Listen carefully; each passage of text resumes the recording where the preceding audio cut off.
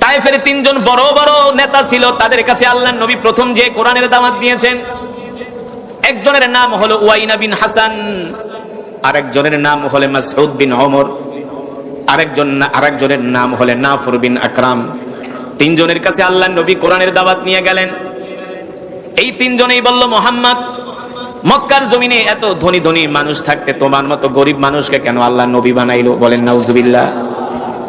এই তিনজনেই আল্লাহর নবীকে বললেন, মুহাম্মদ, আমরা তোমার সাথে কোনো কথা বলবো না, তোমার চেহারাও আমরা দেখতে চাই না, তুমি আমাদের থেকে দূর হয়ে যাও।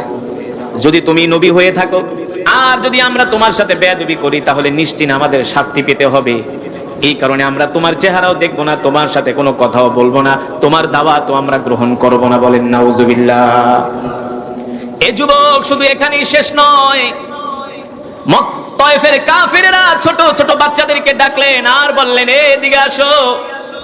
এই যে যেই যুবকটা আসছে হুয়া মাজনুন, সে হলো একটা পাগল, তাকে তোমরা পাথর নিক্ষেপ করো। নাউজুবিল্লাহ বলেন। যে যত বেশি পাথর নিক্ষেপ করতে পারবে তাকে তত বেশি পুরস্কার দেওয়া হবে। নাউজুবিল্লাহ। অথচ তিনি হলেন রাহমাতুল লিল আলামিন। আল্লাহু আকবার বলেন। আল্লাহ তাআলা কোরআনুল কারীমের মধ্যে বলছেন, ওয়ামা আরসালনাকা ইল্লা রাহমাতাল লিল আলামিন।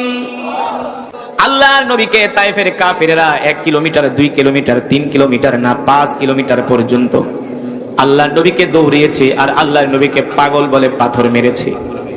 এক একটা পাথরের আঘাতে আল্লাহর নবীর শরীর ক্ষত বিক্ষত হয়েছে।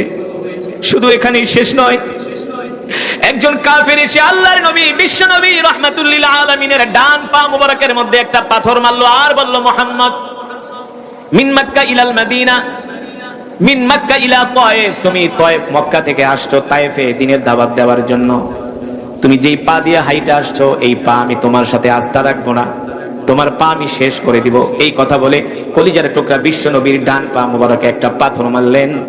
এই পাথরের আঘাত খেয়ে আল্লাহর নবী আর দাঁড়ায় থাকতে পারলেন না, তিনি জমিনের মধ্যে লুটায়া পড়লেন। সাথে ছিলেন রাসূলের পালক পুত্র যায়েদ ইবনে হারেসা।